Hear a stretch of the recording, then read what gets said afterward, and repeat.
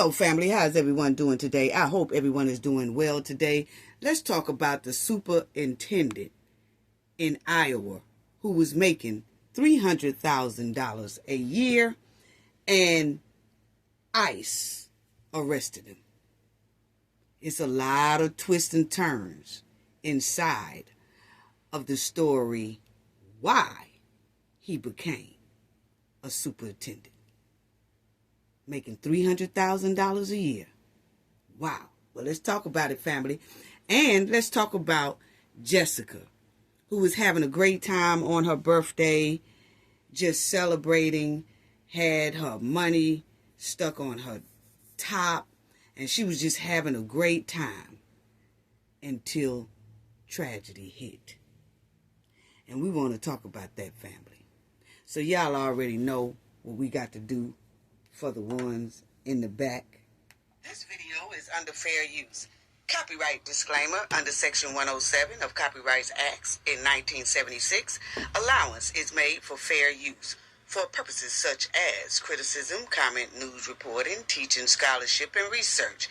Fair use is a use permitted by copyright statute that might otherwise be infringing. Non-profit, educational, and personal use tips the balance in favor of fair use. Yes, fair use. All rights and credits go directly to its rightful owner. This video is purely for fair use, opinion, and entertainment. Enjoy. And we also want to add that everything in this video is alleged. Yes. Shout out to everyone. Thank you all for your awesome support. Please subscribe to the channel if you are not a subscriber already. Please hit the like button. Please share, hit the like button, and subscribe to the channel as well. Just want to give a shout out to everyone for your awesome support of the Cafe of Knowledge. It is so greatly appreciated. We thank you all so much. Thank you to the chat. Thank you to the replay gang. Thank you to everyone in the comment section. Thank you to all our subscribers overseas and everywhere. Just thank you all so much. Shout out to our moderators, do an awesome job at making sure that everybody has a lot of hospitality in the chat. So just thank you all so much. Let's get down to it, family.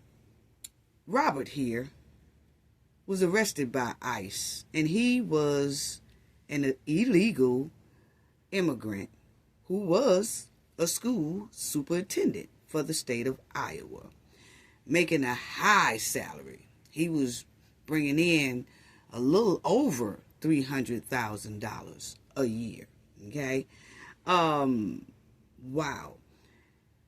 So he was the superintendent of Des Moines Public School since 2023.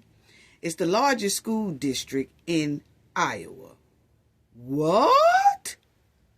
Working around a huge number of women and children, and as he was an illegal immigrant. So I want to talk about this because there's a lot of stories of how did he even get this job. You have a lot of parents who are upset because they are still trying to figure out how did this man, Robert, get a superintendent job when he was an illegal immigrant. So let's hear what they got to say on how slick Robert was. Oh, he's a smooth criminal. Oh, yes. He had a disturbing past as well with records of gun possession. In 2020, he had a weapon possession charge. In 2021, he had the same charges of weapons and possession and things like that. And he was going back and forth to court. He had an order to be deported back to Ghana, where he's from. But it was a lot of twists and turns in their family. So we are going to talk about that. But he was slick. He was slick. So as y'all see, Iowa school superintendent resigns after ICE arrested him in the school district. Okay? And he was running too. When they caught up with him, He put him on a chase. And then he jumped out of his car. He started running. When ICE caught him, they said he had like $3,000 cash on him. He had a weapon on him. And he had one of those hunting knives type on him as well. Iowa school superintendent arrested by ICE, loses state license, and is placed on unpaid leave. I'm still trying to figure out, talking about losing state license. Did he really have it to begin with? Because a lot of people, we're going to talk about it, and I'm going to let y'all hear it, that was saying that a lot of his documents looked real, but was most likely fake, how he slipped his way into the school system like that. Okay? Among 30,000 students. Wow. Wow. Wow. And this is him. And he dressed the part. Because like y'all saw his mugshot, he was looking rough. Right? But when he got this superintendent job, it's like he changed and transformed into a whole nother person so that you couldn't detect that he was illegal. Okay? So, you know, I have to say he was playing the game right, because look at this mugshot down here. Big transformation from that right there. So he played on everybody top. Yes, he did. And as you see right here, it says that the Des Moines Public School superintendent arrested by ICE. Okay? He's a criminal illegal immigrant from Ghana in possession of a loaded pow, $3,000 in cash, and a fixed blade hunting knife. Fixed blade hunting knife. Basically, he about souped it up, put it that way, after he tried to evade arrest. So, they caught him though. And as y'all will see here, Homeland Security said this about him.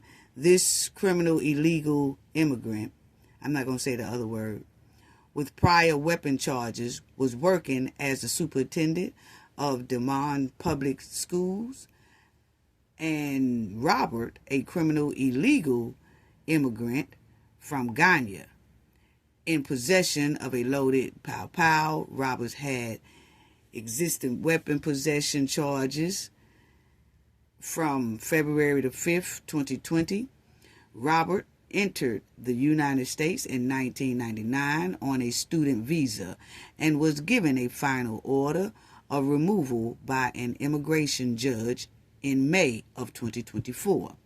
This illegal immigrant was hired despite his criminal record, which should alarm parents of the Des Moines School District. And not only in Iowa should they be alarmed, but is it any more working in the school system like this that are illegal immigrants? Should they be checking paperwork again? Because I find it hard to believe that he's the only one throughout the United States in the school districts that is pulling this off. See that big transformation? He did a big transformation. Yes, he did. Wow. And the reports are stating that he had identification and documents that look real, but he lied his way through the school system. So listen to what they were saying, how he most likely got into the school system. Headlines from earlier this week.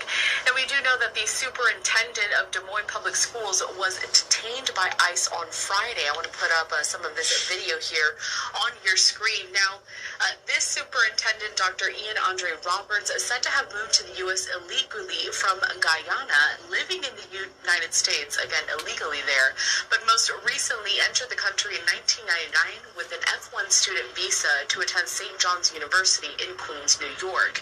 Roberts' employment authorization card reportedly expired back in 2020, and he was ordered to be deported in May 2024 following a weapons possession charge. Dr. Roberts was hired as superintendent for Des Moines Public Schools in 2023 and has been deployed there ever since. So a lot to unpack with the story. To do so, joining... So he been a superintendent ever since 2023. Wow. And here it is, 25. And he's just now being caught. This now is going to be immigration attorney Elizabeth Ricci. Elizabeth, good to see you. Now check this out. Good morning, nice to see you. All right, so I mean, the first question I feel like would have to be, this person being a superintendent, that is a really high-ranking job, and we're talking about the largest school district in the state of Iowa. How does that happen if he's here illegally? That's a great question. So there's still not a lot of information about the facts of the case. I did read that he claimed to be a U.S. citizen on his application. So if that's the case, there may be a false claim to citizenship.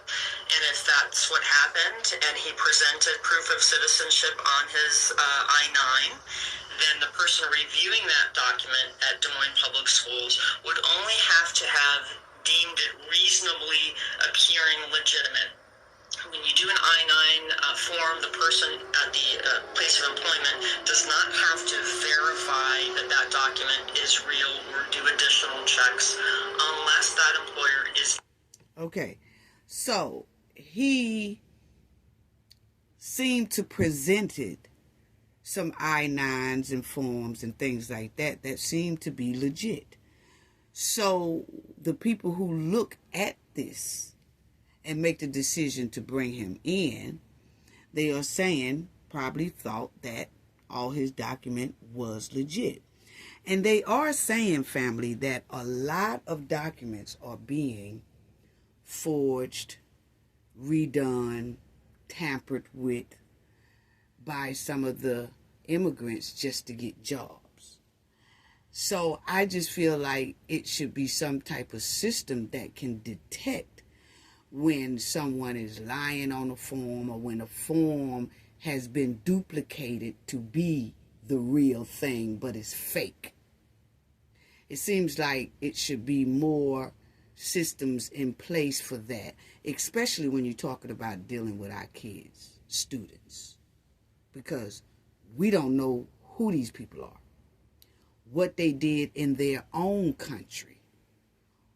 What was their criminal history in their country? We know what their criminal history is here. And they get detained and let go and then get a court date. They never go to the court date. Then ICE have to run around looking for them because they didn't appear at court. I feel like a lot of them should be held there until court date. And then decide what are they going to do. Let them reside here and do it right or send them back. But I do feel like it's some type of problem in the system to where somebody can just come from anywhere, sneak in here or get in here right, and then they say, okay, you got 2 months to come back, reevaluate, do all that, and they don't. And we don't even know what these people was all about. What is their history? What is their background? And all that in their country. What did they do over there? That a lot of them will say, oh, we fleeing over here because we want a better life. Some of them are. But some of them are running from something that they most likely did in their country. Because in their country, they have strict laws. More strict than the United States. So that's all I'm saying. So let's continue. E-Verify enrolled, and Iowa is not a mandatory E-Verify enrollment state. So depending on what he provided, it may have seemed legitimate, and then the question would have ended there. But he also did have a work authorization. So that leads me to believe he may have had that because he had a pending deportation case. So there's a lot of unanswered questions still about how this happened, but It certainly shows that I-9 and E-verification are really important, not just to verify employees' identities, but their eligibility to work in this country. And it's a difficult process, and that's bearing true right now in Iowa. It's just So, y'all heard him. Basically, he pulled the okie doke on the state of Iowa. Point blank, period. Okay? Just going to say it, okay? He pulled the okie doke on him. He was a smooth criminal. He slid his way through there with documents that appeared to be real, but he snuck on in the school system, and he was around women and children, and he was over the school district that had over 30,000 students. That's alarming within itself. You know, and now the parents are upset, and they are, you know, they raising a lot of questions about how did he even get in there. And that's a high-ranking job that some United States qualified citizens could have had. And maybe now they will have a chance because the job is open now. So maybe somebody with the qualifications will be able to get this here job now. And he was managing millions of dollars in taxpayers' dollars. How did that happen? My opinion, the school staff and all that, they need to do a thorough check on everybody. That's throughout the United States, my opinion, because this was totally alarming at its finest. And there are a lot of people in Iowa who are protesting now because they want this superintendent released.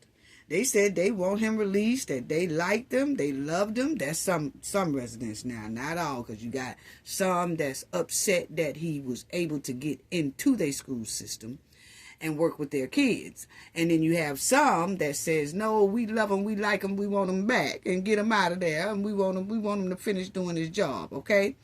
So when a lot of people was doing this big protest that I seen a lot of people doing, I was like, well, you know, was he doing a great job at what he do? Because I noticed that there was a lot of people protesting. And as y'all will see, Mr. Roberts here was making over $300,000 a year in his salary and benefits in 2024 and 2025 school year. Okay? So I was wondering, you know, everybody was talking about, I seen so many people was protesting, let him out of there, let him out of there. So I said, well, was he doing a fantastic job at a job that he really wasn't qualified to do, and a job that he really wasn't supposed to have, and a job that he swindled and snuck his way into? Okay? That in itself is alarming. And I just can't figure out. We send our kids to school to learn and to get an education, and hopefully they will be very successful in their future endeavors, okay? But then you have parents that are actually wanting this man to come out and be their superintendent again. Damn if they let him out. Yeah, okay, if they let him out, fine. But you still want him to be a superintendent after he lied to you and your kids, and you didn't even really know who your kids was around? I mean, is it me, family? I just don't get it. I don't care how good that person appeared to be. Once I saw how much he lied and he hid and he shuck and jived and he ducked and all that stuff, and he was lying the whole time, I don't think I would feel comfortable with that man being in charge or overseeing my child. Because students look up to teachers, look up to superintendents, look up to the staff. Wow. And that's not a good example. at all. You know, he could have just said, you know what, let me go ahead on and get all this stuff taken care of so I can become a superintendent. Let me just go ahead on and get all my mess taken care of so I could do this thing the right way because I love what I do. So let me handle all my stuff. He was making $300,000 a year. He could have took care of everything he needed to take care of pertaining his immigration status. He chose not to. So anyway, I was wondering, well, hell, they doing all this hooping and hollering and want him to come out. Was he doing a great job at the school system? Like, did he make a very big difference? The reason why they said, hey, look here, we want him because our school has been doing better than ever since he's been here. Not the case, family. Not the case. It's not the case. As you will see right here, it says, Iowa overall education system is a leader nationally, but Des Moines area shows mixed results, with the public school district facing challenges, as indicated by recent state report cards showing numerous schools in the bottom 5% for performance, despite the district's initiative to improve. While students across Iowa show some learning recovery, Des Moines is also seeing significant changes and restructuring of its schools to improve outcome. Okay, so they not doing so well. Okay, so it's not like he's making a big impact. No, it's not. Okay, recent state data shows that September 2025, it shows that 12 schools within the Des Moines public school system district are ranking in the bottom 5% of Iowa. Yeah, so I was like, okay, so what is it that they want to get back? Because it's not like he was doing a kick-ass job anyway over there, okay? Looked like when he got there, they started struggling, point blank, period. If you look at the past years, that they was one of the tops, and then they started falling down and saying, oh, we're having economic problems and we're having academic problems and we're there. Yeah, so it ain't like he doing a great job at what he was doing. And then y'all will see right here, it also says that it's undergoing multi-year restructuring plans, with including closing some schools. So they're talking about closing some schools, turning others into signature schools with specialized programs, and relocating. Okay, so the point blank is that, they're going to talk about closing some of these schools down and all that stuff like that. That's what they've been talking about doing. And this man here was over this here school district. Okay. So he wasn't doing a very good job anyway. But I have to say that he was playing the part. Yes, he was. He was playing the part. He was playing. Look at him, family. That's a big difference from the mugshot now. He played on everybody's tops. He started looking professional, like he really was supposed to be in that position. Like he was really allowed to be a United States citizen. Like he was all good. He was acting like he was all good. Check it out.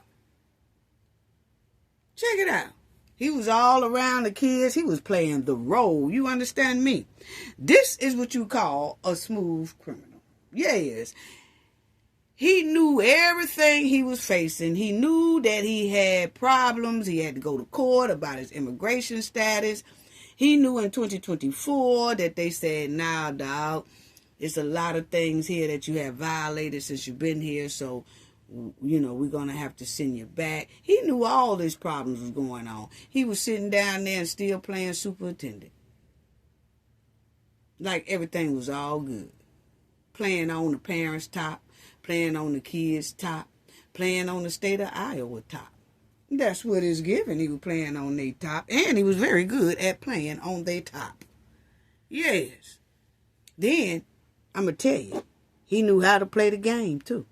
Because see how he was giving away little awards and scholarships and things like that? Yes, for like $20,000. You see what I'm saying? He was giving away stuff so people would like him. Giving away a lot of, academic achievements, scholarships. He was just loading them up, because see, that way you keep the people happy by giving them some money and things like that. They'll turn a blind eye and they won't be questioning you so damn hard. You know what I'm saying? So he was playing the game right. Unlike Tiffany Henyard. Y'all remember how Tiffany was the mayor over there in Dalton, Illinois, and she was just taking, wasn't giving nothing. Wasn't giving nothing back but some stale old turkey tails. She was giving away those freezer burnt turkey tails, but that's about it. And see, people go to looking at you real hard too. Well, see, him on the other hand, he was taking $300,000 a year and extra bonus money, and he wasn't even supposed to be there, but he was shucking them a little bit of this and a little bit of that to, kind of keep their eyes off of him. Yeah, he was playing the game real slick. Look at him. He was playing the game real slick. Yeah, he played it slick now. He played it slick. He was a smooth criminal. And he dressed the part. He transformed from that mugshot to what it's looking like right now. He was talking the part, all that. And I'm going to let y'all see that too. Because this is how he was talking. Family. I'm going to let y'all see how he was a smooth criminal. Yes, check out how he talk and how he say he wanna how he wanna do. Providing our students. We are providing our students. Every student who knock on our doors with an opportunity to have updated and more sophisticated instructional programs. That's him talking. Investment allows us to offer our students what we call in signature schools, where we're going to look at programs that includes health sciences. We know that there's a great demand for that, and I shared earlier with preschool. Preschool is one that we will continue to prioritize.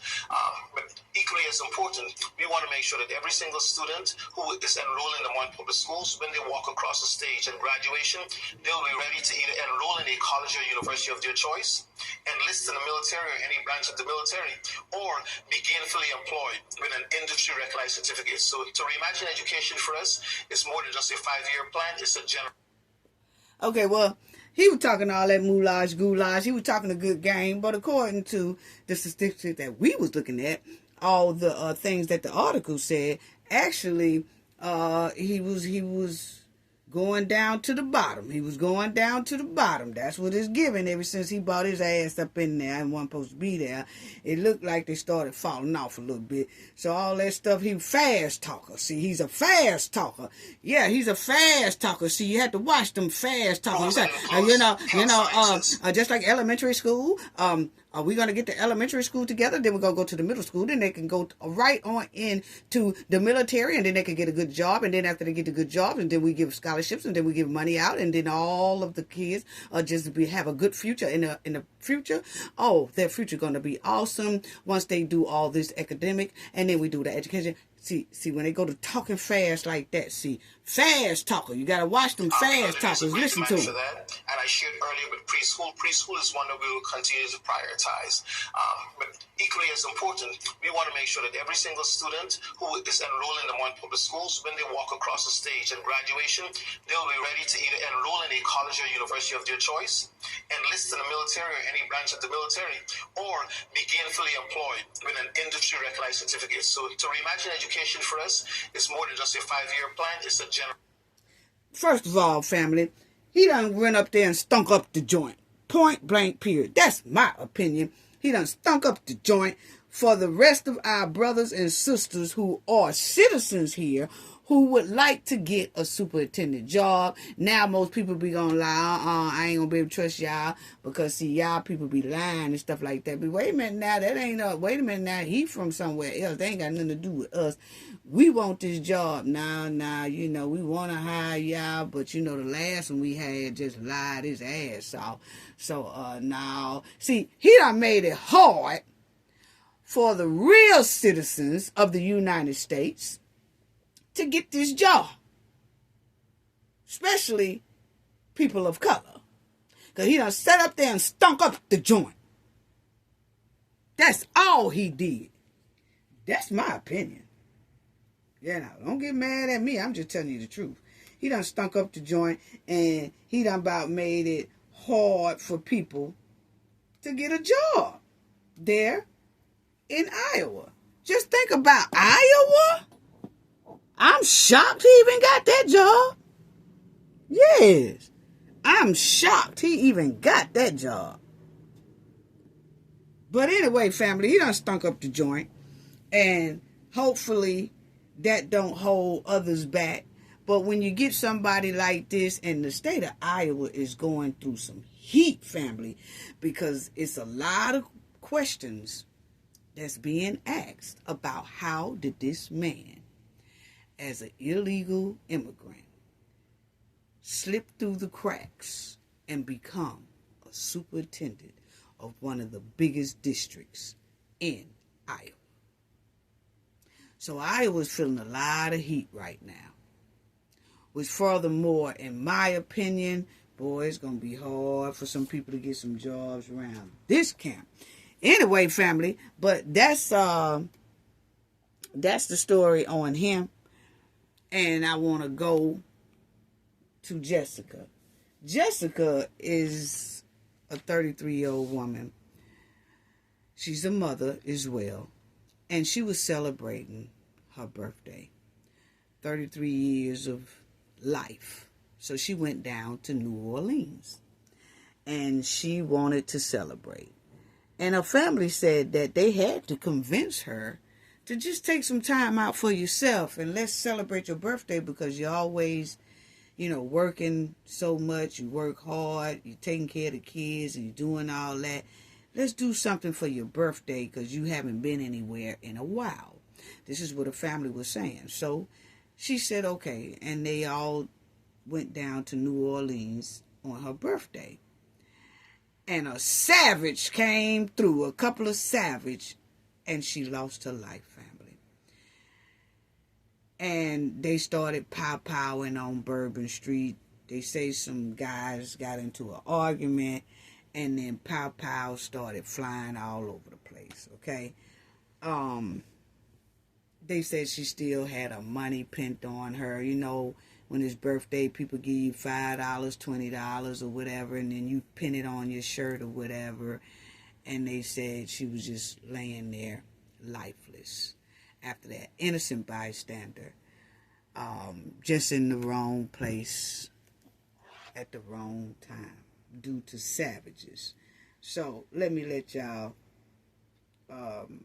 hear her story. Bourbon, I don't go on Bourbon, any of that, because there's always something on Bourbon. Strong words from a mother who says one of the most popular streets in America is the home of crime she wishes she didn't witness. Sunday morning, Jay says she was riding on Canal Street when all of a sudden traffic came to a standstill. She got out of her vehicle to see what was happening. And once we got out, we saw the victim's sister that was shot. She was shot in her back. The two police officers walked her up from Bourbon to Canal Street.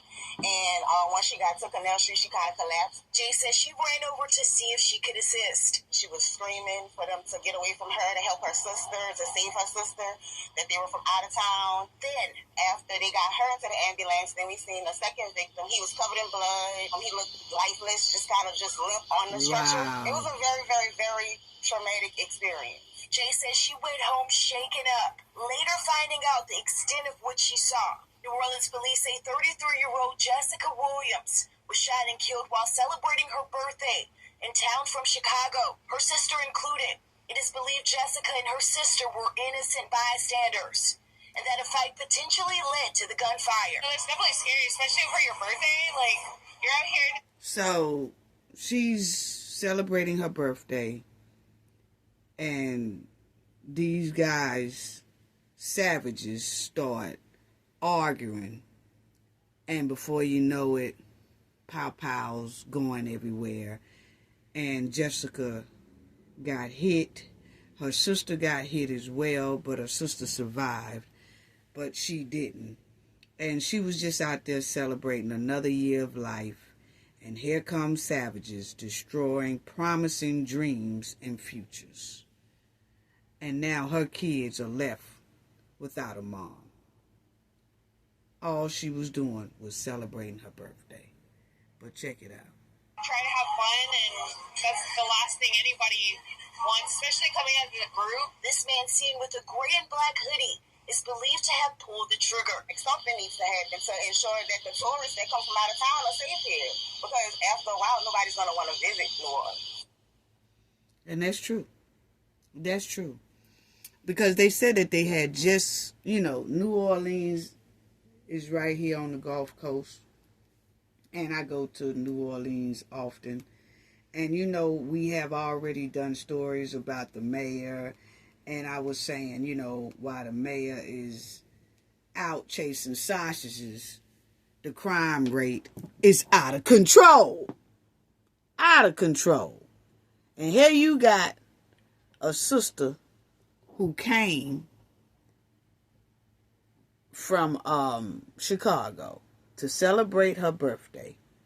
And this is what happened. Let's go down to New Orleans. Let's have a party. Let's celebrate. Whatever. Probably her first time going. And her last. Wow. As y'all see, Chicago woman piled and deleted in Pow Pow along Bourbon Street, identified by New Orleans coroner. Wow. Wow. Unbelievable. This is the man who they say is a person of interest that was seen that day, that night, during that incident. So they are saying that this is a person of interest. And if anybody know any information about this, please contact New Orleans Police Department, as y'all will see the number right there. Crime Stoppers, 822-1111. And it's saying here that a lot of people who live and work in the French Quarter said they are still trying to get over that tragedy that happened January the 1st when that man went through Bourbon Street with his truck and just was running down people, And they said for this to happen, they just need some type of order. They need some type of order because they said the crime rate is out of control. And it seems like the mayor ain't paying none of that no attention. Oh, Cantrell. Only thing she worried about is chasing Vappy's sausages, her boyfriend on the right side. That seems like that's all. That's my opinion and a lot of other people's opinion. Because she obviously was taking so many trips and was not really focusing on that city. We already did a video on that. And if y'all want to see it, go back and look at it. It's about how Kentrell and Vappy here got busted. Having affairs, spending the taxpayers' dollars on trips, wine, fine dine, going all over the country, all over the United States, canceling meetings, canceling her obligations just to be with Vappy. While the city crime rate is totally out of control. The mayor has been running around for years chasing Vappy sausages, while the crime rate is sky high. So the governor made a statement, family, and he's now requesting the National Guard to come into New Orleans. He has requested that the other day, and he's requesting for help, and because he wants to get a handle on the crime that's going on in New Orleans. And, you know, it's given that he's basically trying to get a handle and control over New Orleans until the next mayor is elected, which should be around about the next 2 months or so before they get a new mayor. Because right now, Cantrell's mind is not on that city. It wasn't on the city years prior. And you can tell. You can tell. I told y'all about you could go down Bourbon Street or you go down Canal and it's just empty buildings, empty buildings. They've been like that for years. I mean, you could try to bring some businesses into there, but some businesses don't even want to come because they know the crime is bad. And they don't want their stores to get broke into and all their valuables and their inventory is stolen and gone. And then nobody is really busting ass to find these criminals. And I'm just hoping that they find Jessica's the leader. But it's just happening too much. It's just happening too much. So this is what the governor, Landry, said. Landry said he's tired. And he said this mission is about saving lives and protecting families. To the criminals terrorizing our communities, your time is up. Law and order are back in Louisiana. So he's tired. He's tired.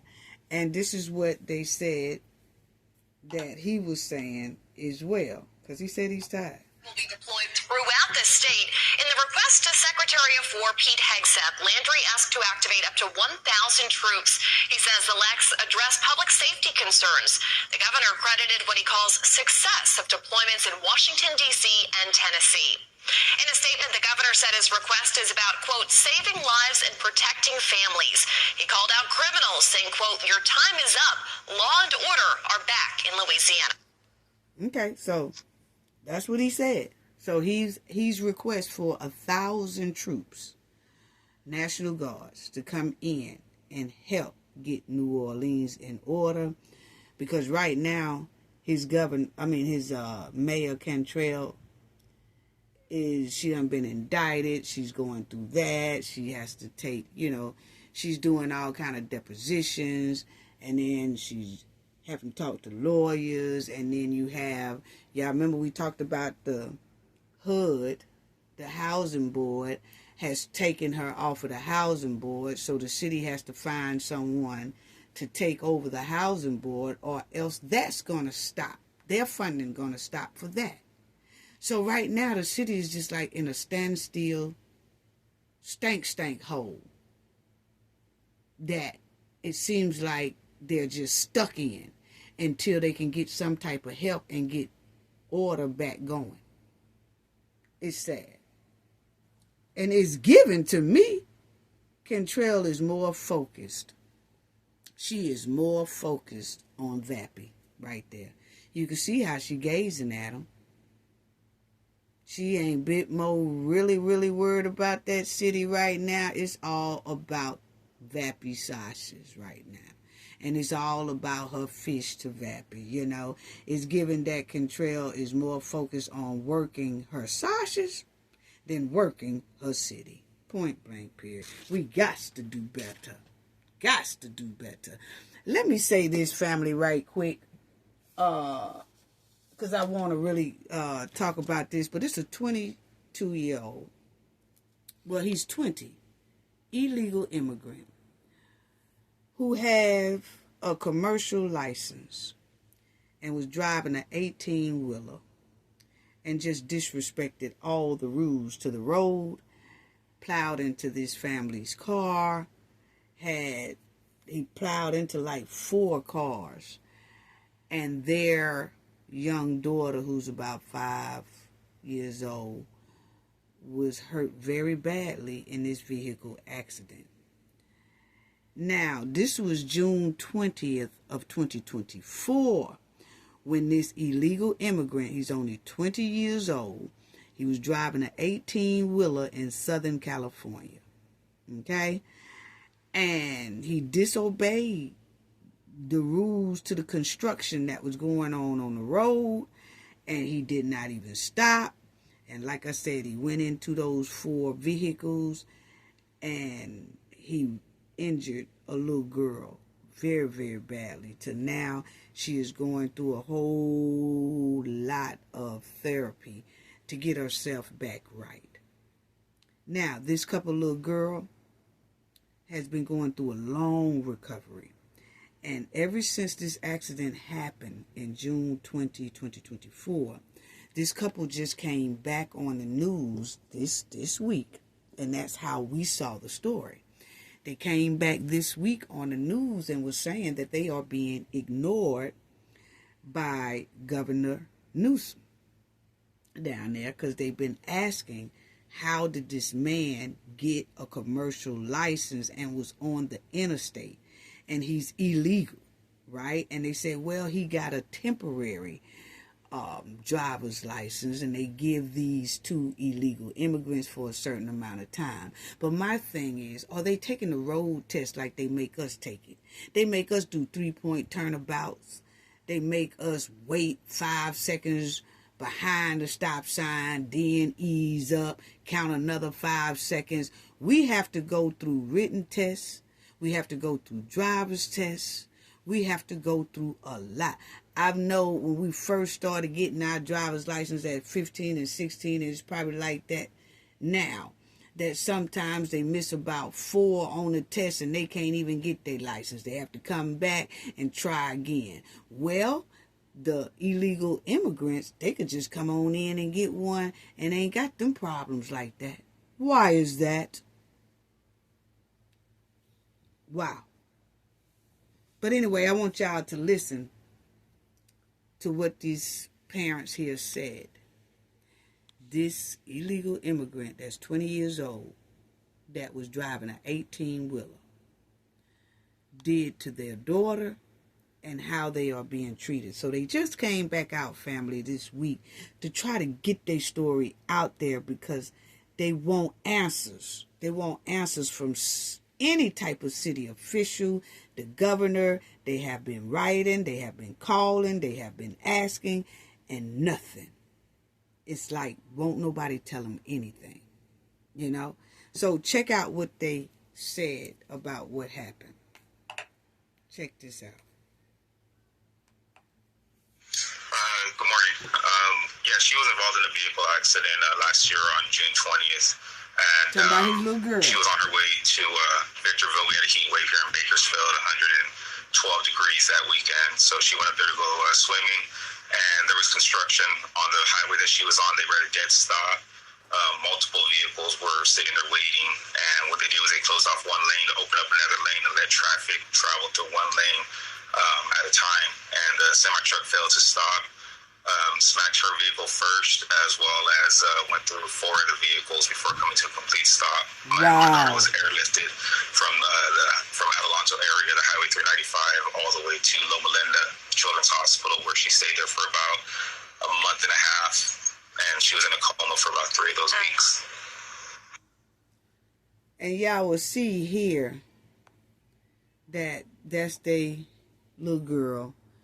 And they said she was so jolly, she was so energetic, very smart little girl and everything. And she was just so happy to go swimming this day. And they was just having a great time. And plow, this 18-wheeler runs into 4 cars and badly injures their daughter.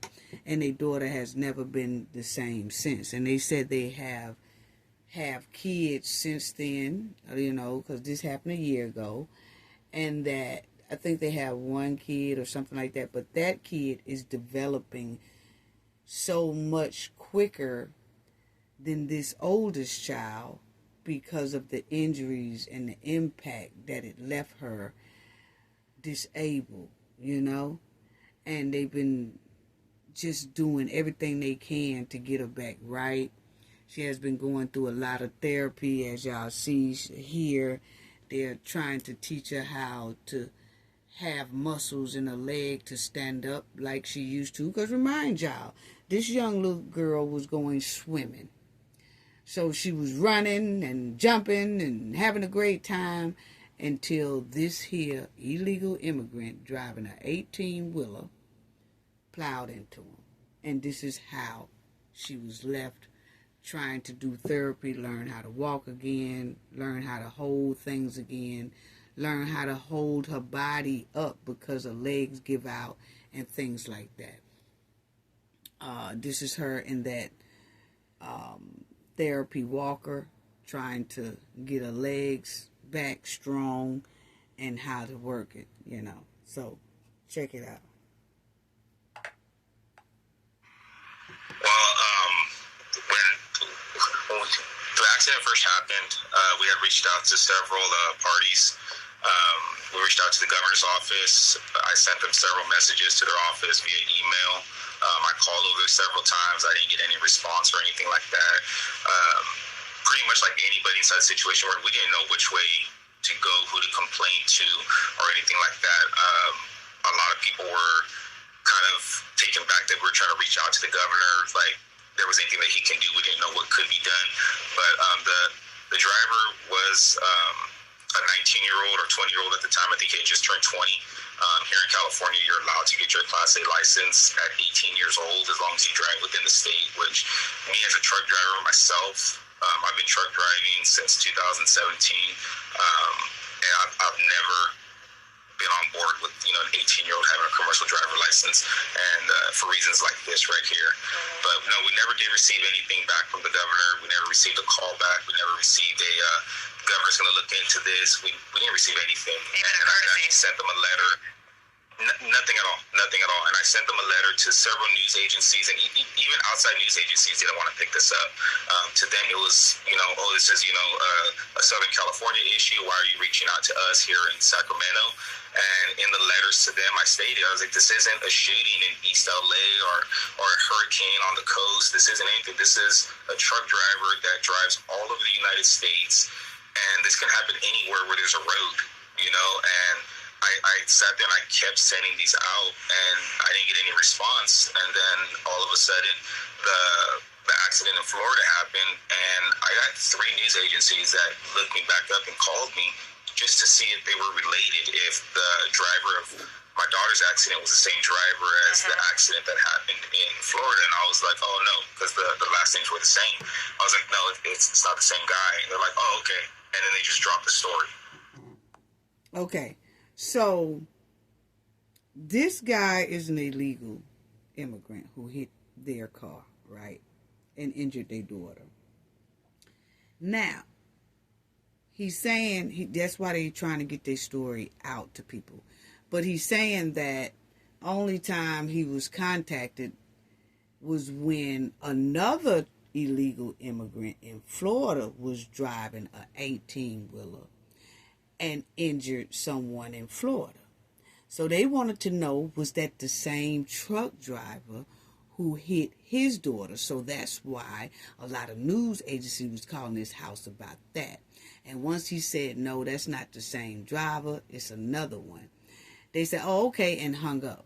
But wouldn't nobody help him push his story out about the driver who is an illegal immigrant who hit his daughter and injured his daughter, and he can't get any cooperation with the state officials in Southern California. So my thing is, we see how common this is happening, that a lot of 18-wheelers have illegal immigrants driving them, and they are causing massive accidents. They are causing deaths on the road. They are causing a great deal of harm to people, to where they have to rehabilitate themselves over again and learn how to walk and learn how to hold things and learn how to speak again and all this. Well, why is this happening like this? Unbelievable. Unbelievable. And listen to this last part.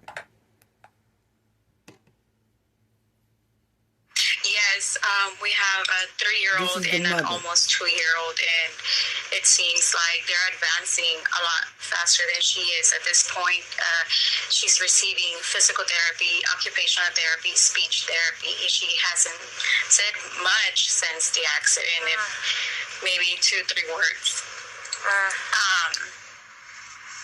She has a TBI. She is now diagnosed with cerebral palsy and global developmental delay. She doesn't walk. She receives nutrition through a G-tube. Right. So y'all see what all the little baby is going through. You know what I'm saying?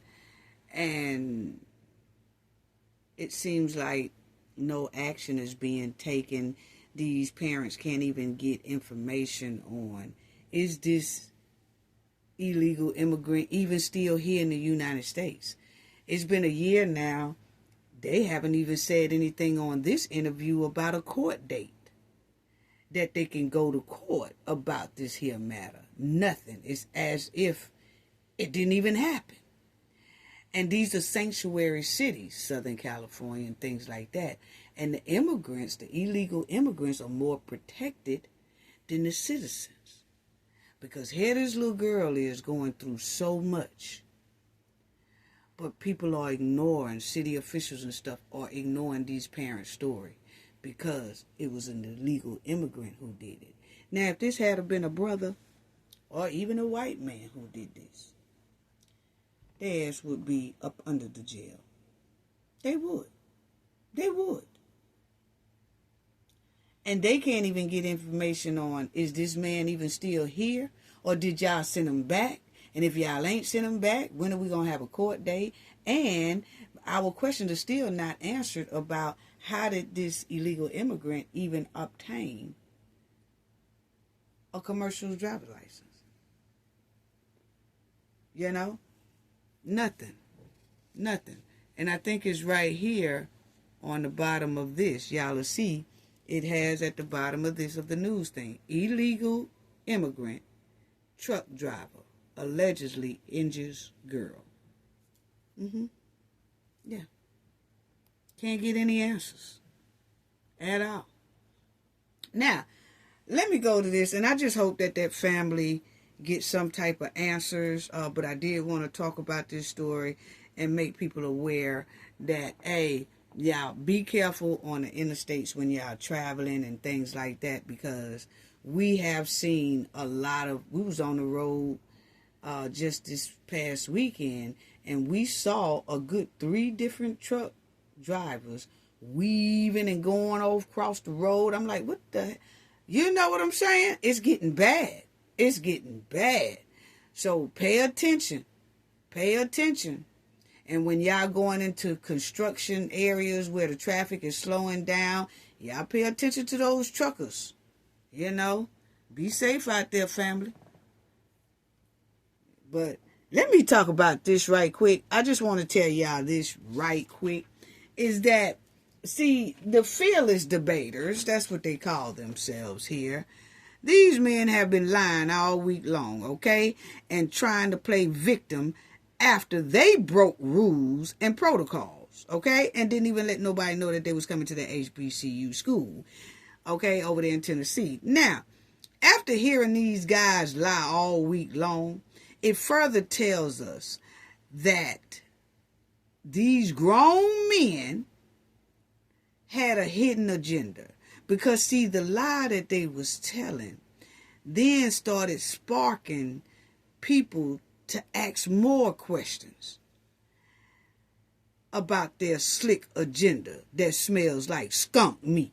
Yes. Now, check this out, because y'all remember, they have been all on the internet doing interviews and all that stuff, trying to play victim about what happened about the students chasing them off their campus, okay?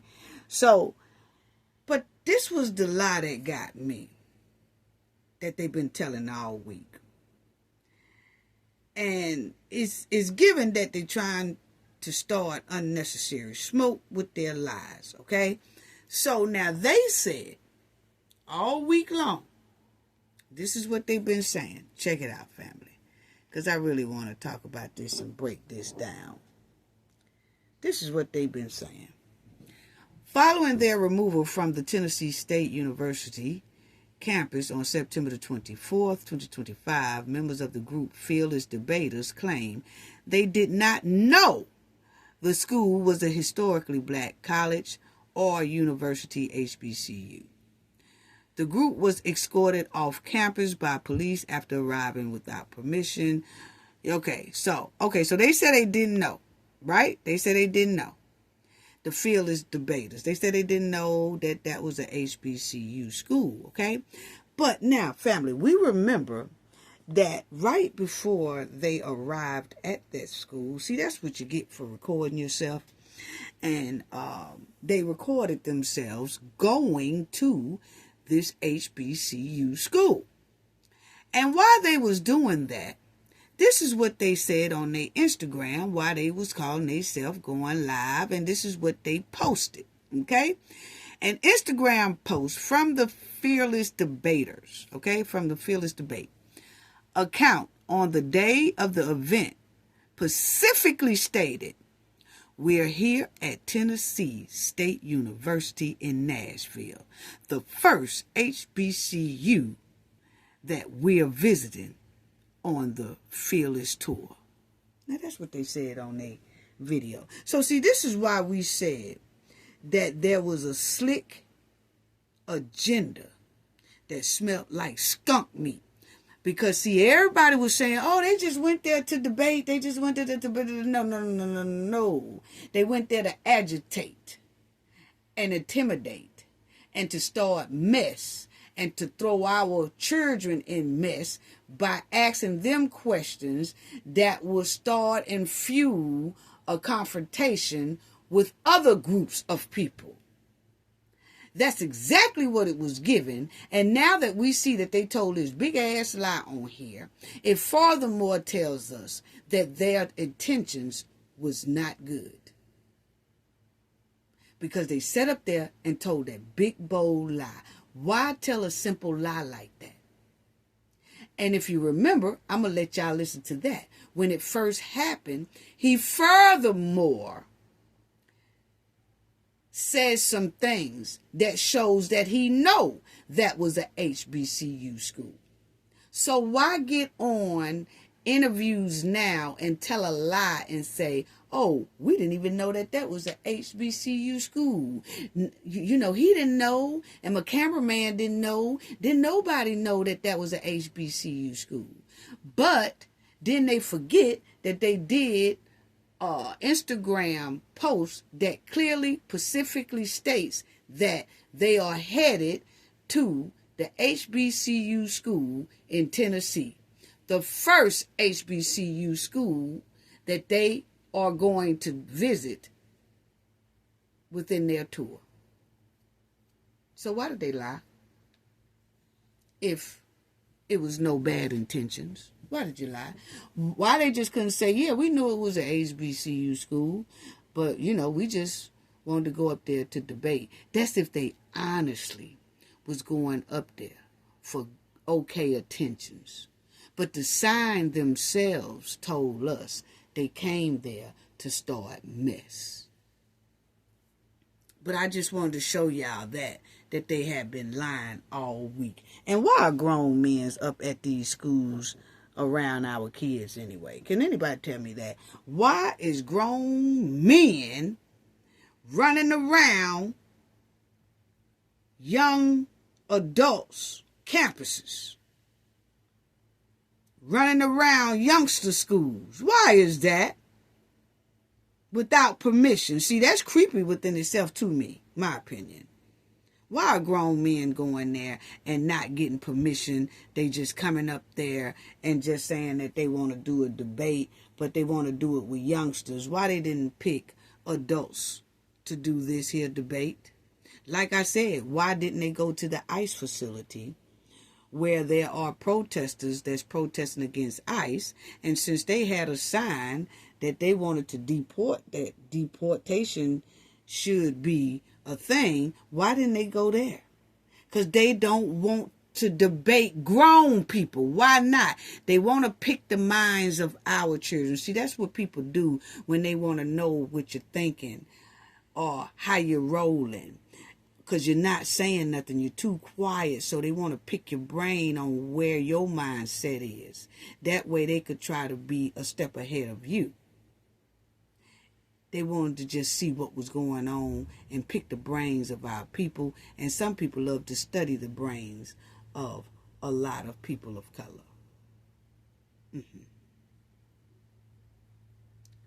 Yeah. That was a big lie they told, though. Why is that? Now, listen to this right here. And I want to say this. They say their names are Fearless Debater. Okay? Fearless Debate Group. Why didn't they have Fearless Debate on it? Because when you want to represent your brand, you wear your brand. See, that's what shows me that they put that Make America Great hat on again, because they wanted to pull our children in some mess to make the whole whatever MAGA whatever people be mad at our children. Because they knew, however, even if they didn't get run off the campus, that they was going to somehow make our kids look real bad to the world. And that way, more groups of people will be against our children. The MAGA people, because they got on the hat, and the MAGA people would have been mad. And then they was talking about illegal immigrants. They wanted them group of people to be mad at our students. Then they started talking about DEI. They wanted that group to be pissed at our students. So they was just going to put our students in a pickle either way it went. And my thing is, why didn't they have their own brand of hat on that says Fearless Debate Group? That's their brand. If you look that up, that's what pops up. So why didn't they wear their own brand of hat? You know why? Because they didn't want their brand to be bought into the mess. They was going to use another person's brand to start mess. See how people do? I told you have to watch it. Don't pay attention to the hat. Pay attention to the individual themselves. Now, check out what this man here said, was furthermore knows that we know that he told a plump lie. Peaceful conversation with students to quite literally a mob inciting violence against us. A peaceful conversation with students to quite literally a mob inciting violence against us. He tells me they are trying to encourage debate on the heels of Charlie Kirk's murder. What did you think about the group coming onto this campus with those signs? I just feel like it was unnecessary. Like, why would you come to an HBCU with all that commotion knowing that we're going to say something about it? Like, they're just, like, insane. Why'd your group Black College Now have listen. this conversation? Is there a reason why we shouldn't go to historically black colleges to have these conversations? Why did your group pick a historically Black college to have this conversation? Is there a reason why we shouldn't go to historically black colleges to have these conversations? We're not limited. Exactly. So you see how he said, is there a reason why? She said, why did your group pick a historically black college to do your debate? He said, is there a reason why we shouldn't pick a historically black college to do our debate? Well, that right there shows, this was right after that happened. That right there statement shows that he knew that was a all black, a majority black college. But remember, he's been on interviews saying they didn't know it was a HBCU college. Why, when he had that interview that we just heard, when that lady said, why did you pick a historically black college to do your debate? He then should have said, oh, this is a historically black college? This is a HBCU? I ain't know that. He didn't. Because he knew. He says it right there. Is there any reason why we shouldn't have went to the historically black college? So he did know.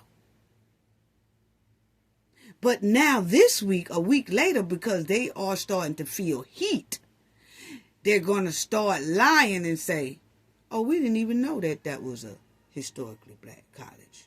What? You better stop telling tales. He didn't say nothing about he didn't know. Now, first of all, we tired of people playing in our face, okay? Lying about it like we don't know when they ass is lying. We can't spot evil like they think we can't spot it. We can spot evil a mile away. We can spot bad intentions a mile away. And this was a clear okie doke move that they did. Yes, it was. And our ancestors, our grandparents, our parents have been tricked and conned for over 400 years. All up through the farms, ranches, and streets, been just tricked and conned for 400 years. But our generation and our kids are hip to the tricks and the games. Some people try to play on us. Yeah, we are. The same trifling games that these men right here tried to pull at that HBCU college. We done seen these type of sneaky games for centuries. They play the same game, just different people. Been playing this same game for over 400 years. Let's agitate them. Let's pick with them. Let's start mess with them. Wow. We can spot a okie doke real quick when you trying to lead us into a trap. So no. Wrong generation. We spotted this okie doke move. A lot of people didn't even know what the hell was going on. Oh, it ain't nothing wrong with a debate. No, it ain't. But we know a evil intention debate when we see one. The signs said it all. Both signs was disrespectful as hell. It was mess starting signs. Game was over at that point. When they propped up the signs and people could read what they say, oh, nah, dog, you don't have to go on with that. We already know what you're trying to do. You're trying to flip us off in some quicksand and start some mess with the whole world against us. That's exactly what it was given. And we're going to call them out every time. Yes, point blank, period. Now, Cassie said, family, that she is afraid of Diddy and she don't want Diddy to get out. Cassie done wrote a letter to the judge saying that, hey, look here, judge, I need you to sentence him. Please don't let him out. He need to get more sentencing, okay? He needs to get a long sentence. Now, you know that Diddy been having people write on his behalf, and he also asked for the escorts to help him out and write a statement on his behalf so that when he go to his sentencing hearing on October the 3rd, which will be this Friday, that those letters will help him to where he can be at least released on a long probation at least. Well, Cassie started seeing all those letters fly in, even Diddy's home girl, ex-girl, whatever you want to call her, Young Miami, she wrote in a long letter talking about how great Diddy is, okay? Yes, she did that too. Yes, there's a lot of them that did it. So Cassie must have saw that these letters might persuade the judge, so let me go on and put my letter in and tell him how afraid I am of this man and that she don't trust this man to be out. As y'all will see, Cassie reveals she has reoccurring nightmares because of Diddy. And that's what she wrote in her sentencing letter, that she wants the judge to sentence Diddy, okay? She just said, cut to the chase, judge, and go on and give him some time. I'm too scared if you let him out of there. Basically, that's what she's saying, okay? She fears that Diddy is going to do swift retribution on her if he gets out. She thinks that he's going to retaliate against her, okay? That's what she is telling the judge in her letter. And as you see, that Cassie is speaking out against Diddy potential release from prison ahead of his sentencing hearing. So she don't want him out of there. I still have nightmares and flashbacks on a regular, everyday basis and continue to require psychological care to cope with my past, Cassie says. Okay? My worries that Sean Combs or his associates will come after me and my family is my reality. Okay? So she's saying that she's scared. She also said that she had to move her family out of New York area as a safety precaution. So she's just telling the judge, please don't let him go. I'm just going through so much. She said, I am so scared that if he walks free, his first actions will be swift retributions towards me and others who spoke up about his abuse at trial. So she's scared. I remain very much afraid of what he is capable of and the malice he undoubtedly harbors towards me for having the bravery to tell the truth. So that's what she's telling the judge, okay? So, yes. So as y'all will see, that not only did Cassie write hers trying to keep Diddy in there, as y'all see, Young Miami wrote a nice long one bragging on Diddy. Dallas Austin, he's a producer. He also wrote a nice letter to the judge as well, requesting leniency for Diddy. Okay? And they didn't say if the escorts have wrote theirs yet, but Diddy is requesting that they write some type of statement saying that they wasn't forced to do anything, okay? But my thing is, all these people, Young Miami, Dallas Austin, and that other one, Gina, everybody writing all these letters on Diddy's behalf, but when the trial was going on, their ass was ducking, shucking, and hiding, and didn't want to bring their ass to court. But now that they can write letters, all of a sudden everybody want to be behind Diddy and write letters, which can hurt Diddy or help Diddy, either or. And I say it can hurt Diddy because the judge know all these people were supposed to testify some type of way, or they was asked to and they refused, or something like that. And that some who was ordered to come to court didn't appear to court, just didn't even show up, just disregarded everything. But then they all of a sudden can talk for Diddy. Why didn't they do this while the trial was going on? It would have been a big help. It would have been a big help if they had came in there and said what they said in these letters that they wrote to the judge.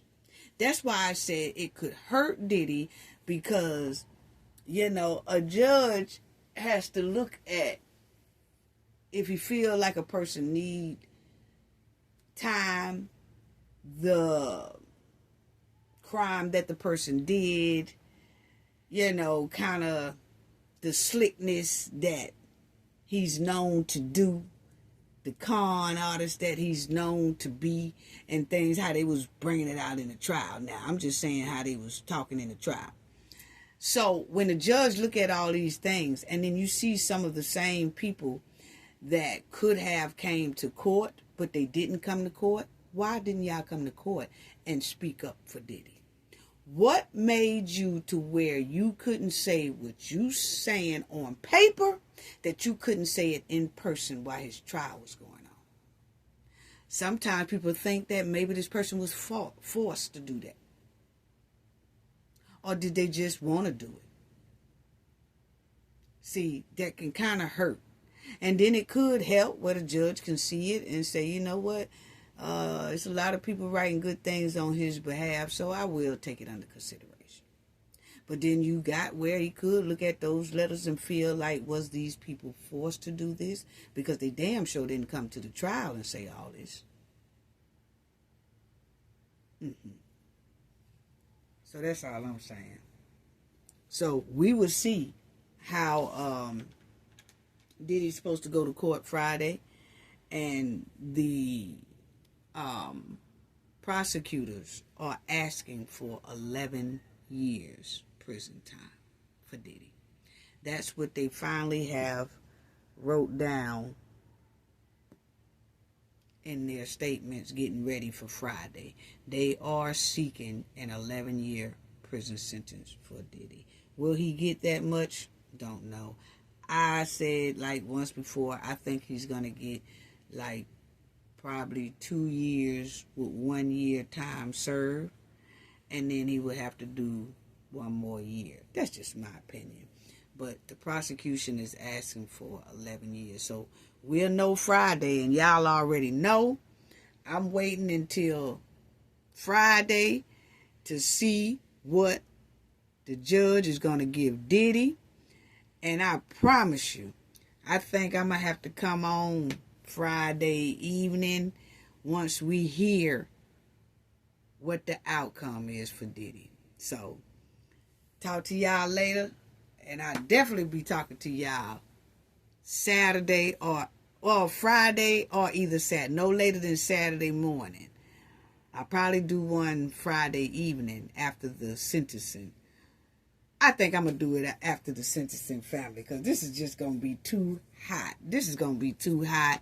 And then I'll probably have some live call-ins as well. So I probably would go live. I'm not going to say I'm going to be on camera, but I'll probably go live and take some phone calls and things like that, okay? And we'll talk about other subjects that maybe somebody want to call in about or anything like that, okay? Love y'all. See y'all later. Appreciate it. Sending loves and hugs to you all. Gain knowledge to prevent blockage, and we all know what that means. The more you know, the harder it is for anybody to block you out from your goals and success. Bye-bye.